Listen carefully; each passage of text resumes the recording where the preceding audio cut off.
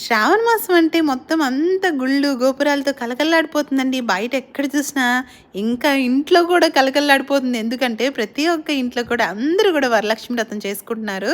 ఈ మాసం అంతా కూడా అన్ని వారాలు ఈసారి స్పెషల్ ఏంటంటే చక్కగా 5 వారాలొచ్చింది శ్రావణ మాసం. అందుకే 5 వారాల్లో కూడా అందరూ అమ్మవారిని సేవించుకుంటూ చక్కగా వ్రతాలు చేసుకుంటూ చాలా బాగా ఉన్నారు. ఇంకా ఆడపిల్లలు ఉన్న వాళ్ళైతే ఇంకా స్పెషల్ అనమాట. చిన్న చిన్న ఓణీలు, పరికిణీలు, పావడాలు యేసుకొని ఇల్లంతా మహాలక్ష్మిలా తిరిగేస్తా ఉంటారు కదా! సో, మా ఇంట్లో కూడా ఒక మహాలక్ష్మి ఉంది. మా దక్షిత బంగారు తల్లి. సో, అందుకని చెప్పేసి శ్రావణ మాసం రోజు వ్రతం ఎలాగో చేసుకున్నాను. దాంతో పాటి సాయంత్రం పూట సంధ్యా సమయంన ఆడపడుచులందరినీ పిలిచి మనము ఇలాగ తాంబూలాలు ఇస్తుంటాం కదా! సో, అదందరూ అయిపోయాక మా బుజ్జి తల్లికి కూడా నేను బుల్లి తాంబూలం ఇచ్చాననమాట. మా ఇంటి మహాలక్ష్మి కదా మరి! అమ్మవారిని సేవించుకున్నట్టు మా దక్షితానికి కూడా చక్కగా ఇలా కాళ్ళకైతే పసుపు పూసి బాగా పూస్తుంటే అది భలే ఎగ్జైట్ అవుతుందనమాట.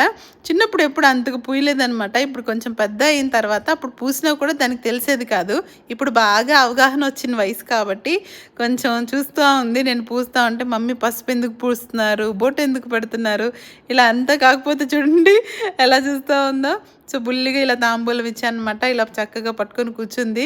తర్వాత మంచిగా వాళ్ళ డాడీ వీడియో తీస్తున్న అవుతుంది. ఇలా నాకు అక్షంతలు వేసి ఆశీర్వదించాను కానీ చక్కగా ఆశీర్వదించేసింది. వీడియో నచ్చితే ఒక లైక్ చేయండి. ఇంకా ఇంట్రెస్టింగ్ వీడియోస్ కోసం అయితే ఛానల్